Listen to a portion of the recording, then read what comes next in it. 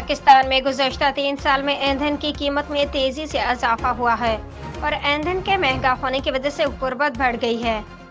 सुनने में आपको अजीब लगेगा, मगर ईंधन के महंगा होने की वजह से पाकिस्तान में मुतवस्सित तबका भी गुर्बत का शिकार हो रहा है। बढ़ते हुए तवानाई बिलों की वजह से मुतवस्सित तबके के अफराद को अपना तर्ज जिंदगी बरकरार रखना मुश्किल हो गया है और बाज़ मौके पर बचतों के जरिए या असासे फरोख्त करके ईंधन के अखराजात पूरे किए गए हैं। बच्चों के तालीमी अखराजात और घरों के किराए अदा करना अब उनके लिए मुश्किल हो रहा है। कराची मुल्क में सोने की कीमत में बड़े इजाफे के बाद अचानक बड़ी कमी सामने आई है। तफसीलात के मुताबिक आलमी मुकामी मंडियों में सोने की कीमतों में बड़ी कमी रिकॉर्ड की गई। पाकिस्तान में आज फी तोला सोना 2000 रुपये सस्ता हुआ है।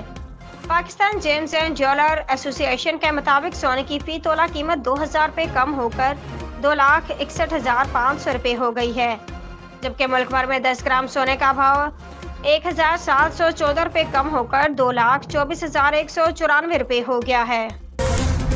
इस्लामाबाद बिजली सार्फिन के लिए बड़ी खबर आ गई। सितंबर, अक्टूबर और नवंबर में इजाफी बिल वसूल किए जाएंगे।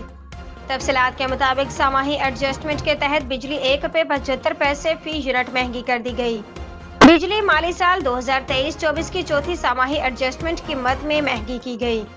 National electric power regulatory authority NEPRA ने सामाही एडजस्टमेंट का फैसला वफाकी हुकूमत को भिजवा दिया है। ये सामाही एडजस्टमेंट सितंबर, अक्टूबर और नवंबर के बिलों में वसूल की जाएगी।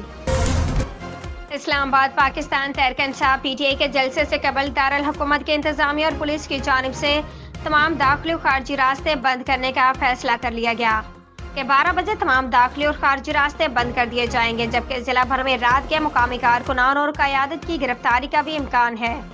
जराये के मुताबिक इस्लामाबाद के तमाम थानों में अलर्ट और गश्त बढ़ा दी गई।